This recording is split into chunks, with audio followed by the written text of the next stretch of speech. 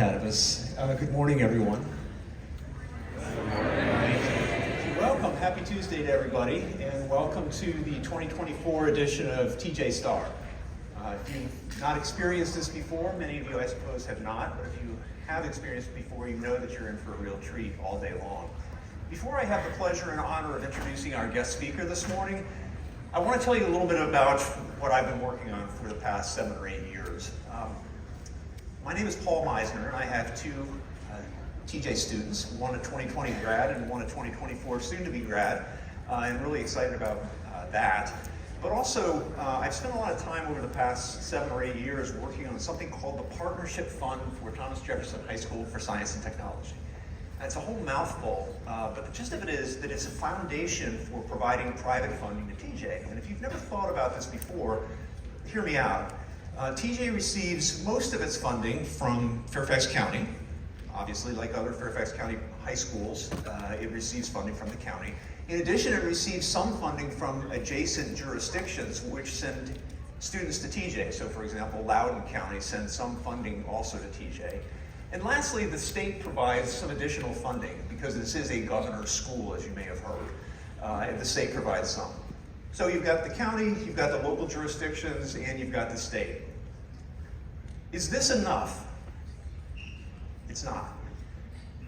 The excellence that is TJ, that you see around you all the time, in the laboratories, among the faculty, with the clubs, with travel, that excellence is provided by this foundation, the Partnership Fund. Now you soon will be alumni of TJ, and alumni are a big source of revenue for the Partnership Fund. This is a way to give back to the school that gave you so much.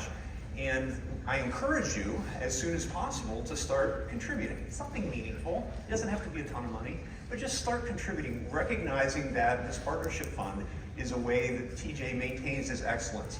And you'll want the excellence to continue. Even while you're gone, when you're gone, you'll want the excellence to continue because you want to be able to say in 10 years, hey, I went to TJ. And you want the response to be, oh wow, that's really cool. You don't want the response to be, what? So the difference between really cool and what will be contributions from alumni and parents and some foundations and corporations as well. But the whole idea is that the amount of money that comes from public sources is not enough to maintain the excellence of TJ. So to put this in context, you all joined the school 4 years ago, obviously during the COVID year, and everything slowed down, including fundraising. Nonetheless, the Partnership Fund has provided to TJ over $1 million during your tenure here. That makes a difference. So the fancy equipment that you see around here isn't found in other high schools.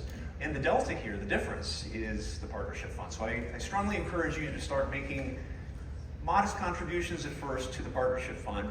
If you have questions about that, you can see me, of course, but also Coach Mark, tallest guy in the room. And so you'll find him and ask him questions about this. Now, I do have the great pleasure and honor of introducing to you our special guest speaker. Dr. Eve Chase is a TJ grad, class of 2012. She went on to William & Mary, where she got her degree and her bachelor's in 2016 in physics, and then went on to Northwestern University, where she studied astronomy and received both a master's and a PhD. Dr. Chase has also become a data scientist along the way, which is a useful skill to have if you're an astronomer, because there is so much data available, so analyzing it can be a challenge. She currently lives with her partner in Chicago and works for the GSA, the General Services Administration of the U.S. government, in the Office of Inspector General. It'll be interesting to hear about that transition from astrophysics to GSA, which is fascinating. And one last fact about her, she shares with me a love of railroads and passenger train travel. And she has traveled the United States on Amtrak, and as a Chicago resident, she also undoubtedly is very familiar with the L. And if you've never been to Chicago and never seen the L, it is an unforgettable experience, both visually and audibly. It has a unique sound. You know this, right? So, without further ado, I give you Dr. Eve Chase.